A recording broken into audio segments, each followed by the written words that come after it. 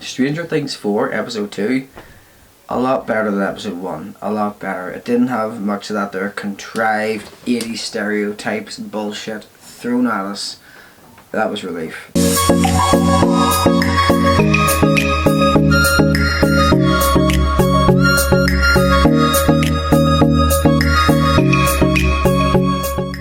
So this episode here, it's about the spring break has now arrived, where Mike, 11, Jonathan, Will are reunited. This is the first that they've seen each other in months, if not a year or so, and it's a nice wee catch up. So 11's lying to Mike. She doesn't want him to know that he's just being bullied by pretty much every other student that's in her new school. And she's saying, we go to the parties at ice rinks, so the ice rink here all the time. She has loads of friends, when the truth is that they're not her friends, but we're picking on her. And I don't know why, I don't understand the motivation behind why she's lying to Mike about this here. Probably ashamed or embarrassed about it or so. And Will is like, saying 11, you really shouldn't lie to Mike about this because he's going to get mad. He doesn't like being lied to. So he kind of, basically, the girls that are bullying 11 do eventually come over and give her a bit of a hard time, and Mike starts to realise something isn't right here. And they basically pull her onto the ice ring, start going around, and then they start calling her names and all, and they throw, was it chocolate or coffee at her, and there's a guy with a big video camera and he's filming the whole thing, and they're all just taking the piss out of her, to the point where she starts crying, and Mike realises that what's going on, and he tries to intervene and put a stop to it, and by that time 11 runs away and locks herself in the room, starts crying. Understandable. So Mike and Will go and search for her, try and find her, because they want to comfort her, they're worried about her. And then she does finally come out of the office that she was hiding in, and she confronts her bully and asks for an apology, and the bully just makes fun of her even more. And it's not until the moment where she makes fun of her stepdad, former Chief Police Jim Hopper, that 11 just snaps. She picks up the one of the roller skates, goes up to the bully and just smashes it across her head right there, and leaves a big gash and where blood is going down, and she falls back and starts crying. I think she deserved that. She really did. She had that coming. She really had that coming. That's what you get for being an asshole. But of course, it's obviously going to backfire on 11 now, because that's seen as assault. Because the type of world we live in is where bullies get away with being assholes to people who have done nothing wrong, and the moment you stand up for yourself and do something about it, you're the bad guy and they're the victim, So she really did deserve that there. I don't actually be giving 11 a hard time anymore now. While all that's going on, back at Hawkins, turns out the girl had her arms broken and all, and her eyes gouged out, was actually, her name was Chrissy. Her boyfriend was leader of the jocks. Whenever they all find out that a student of their school has died, they all start to worry, and then they've no idea who it is until they're interviewed by the police, Detective Powell. No, it's Chief. He was Deputy Powell in the first 3 seasons or so, and now he's Chief Powell. He took over Jim Hopper after he was presumed dead.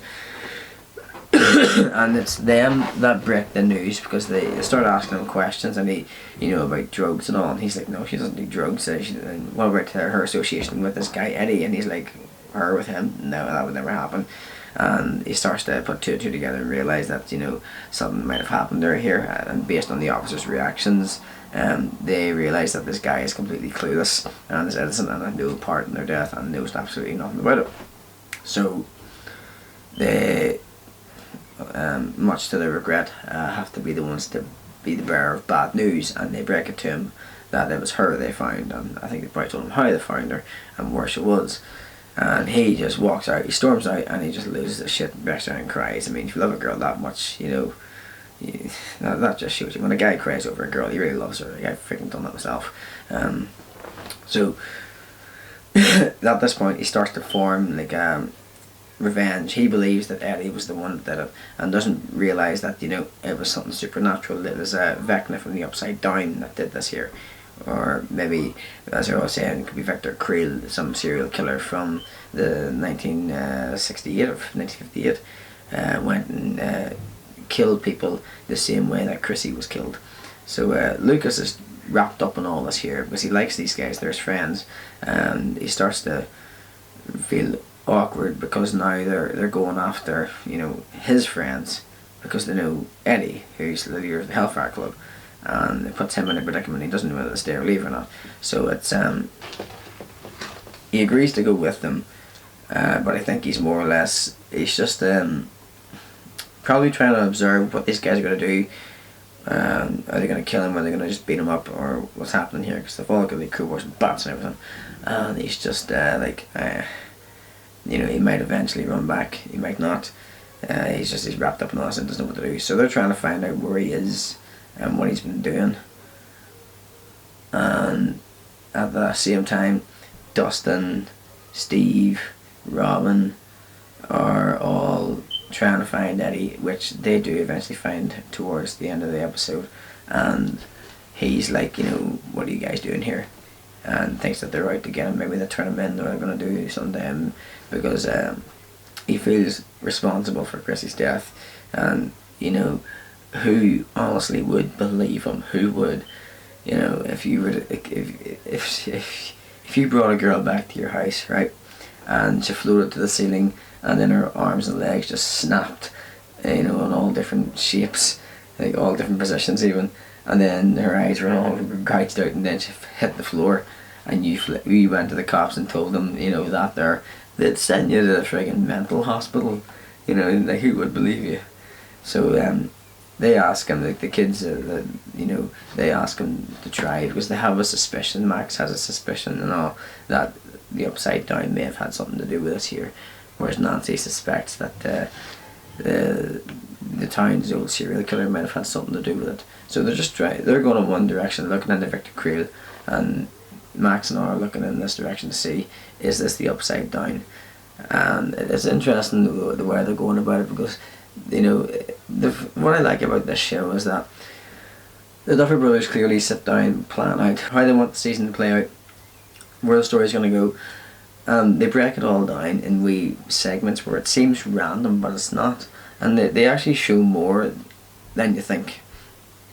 And all the wee signs, all the wee small, you know, all the foreshadowing and all that, like some things that characters say, some of the things the characters do, and some things that they see what's happening, and you most of the time you think nothing of it, and then in the next episode it shows like flashbacks of the previous episode or two, that, you know, that was a very important detail that you missed there, you wouldn't have thought anything of that there, and then it helps to connect the dots, and it really shows that a lot of thought goes into the story.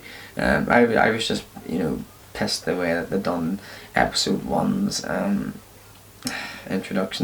reintroduction to where the characters were. It just felt like a parody, but episode 2 much better, and it was a relief actually, because I was thinking, see if the whole season's like this here, God, I don't know if I can be bothered, but I'm glad and relieved that it's not, it's improved. It seems to be, whenever they want the show to be campy, it'll be campy, but whenever they want it to be dark, it'll be dark.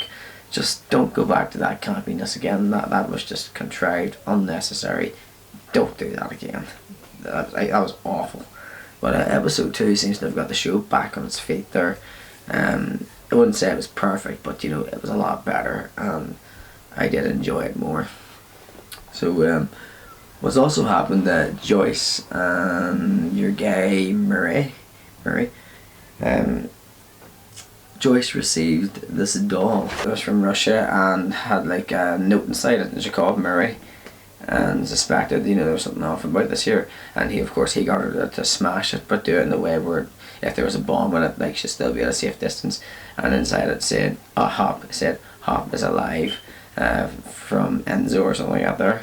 And Joyce clocked on that it was from Hopper, because the end of season 3, and I remember this too, they were meant to have a date at Enzo's like the next week or so, after the whole Starcourt Mall facade, you know, after all that there. So Joyce realises that this really is from Hopper, because it was only them that had that conversation and nobody else was about. Whereas Murray is suspicious that, you know, this could be a trap set by the Russians to capture her. He's, you know, in two mindsets. He's like, Jim could be alive or he could be dead.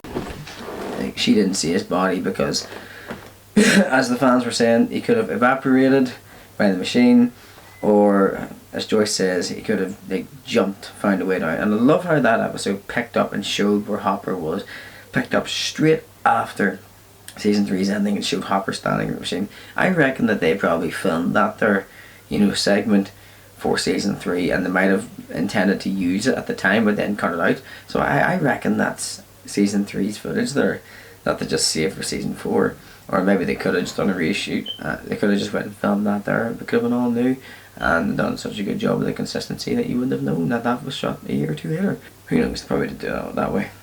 But I love how they show that. I kind of want them to show more of Hopper. I want to see more of what he's doing at that what appears to be a concentration camp, because, you know, it feels like, I think, but they're probably only showing all that needs to be shown. You know, he's like digging, you know, he's smashing like this friggin' trail and track and all, and seems to be just doing labour. I mean, I wonder, like, they need to show more horrors that he's facing, you know. Like season 3 showed that one of the prisoners was fed to a Demogorgon, and I know we get this, we're going to probably see Hopper fight a Demogorgon, but I want to see more of that there, what he's doing.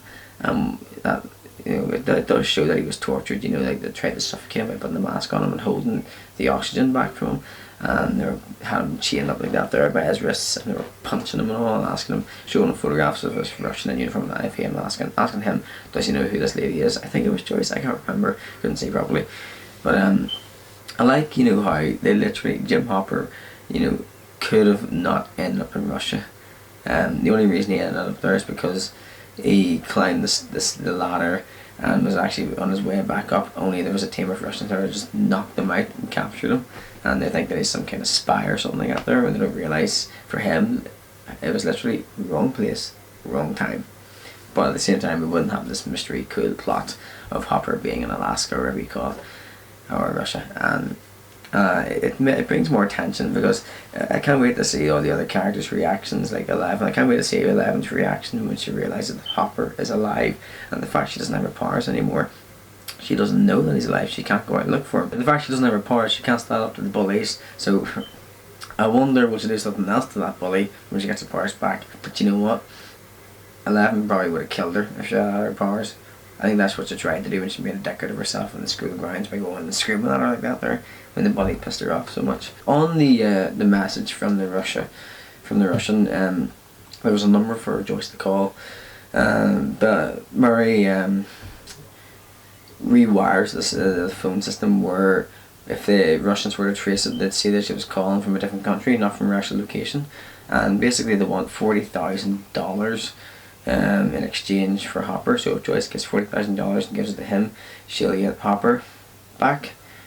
Hopper's made some bribes there, and that's what he would do to get out of the position that he's in. I mean, who wouldn't? So for some reason, Vecna, at the end of the episode, is shown where he's like listening into all the conversations of the people in Hawkins, mainly teenagers, and he's abducting their minds, and he toys with them.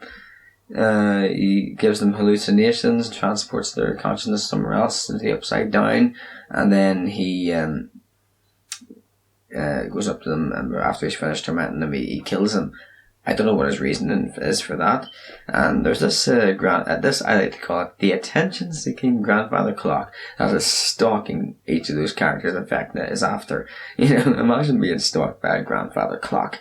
It appears in walls, it's appeared in forests, and you hear the chimes of it. It's like, hey, look at me. You know, it's kind of, it's funny, but I see there is a significant reason for that there, and I'm looking to see where that goes to. I wonder if they bring in time travel into Stranger Things. That'd be interesting to see, you know, if that's the case. You know, but it might not be. But I like the way that they've planted seeds in each episode, and we're going to find out later on what that clock is doing there and why it's there. And I enjoyed that episode, and I'm going to probably enjoy the next episode because I feel like the show has found its footing again. Hope it stays that way. I think that's all I have to say about this episode. Bye.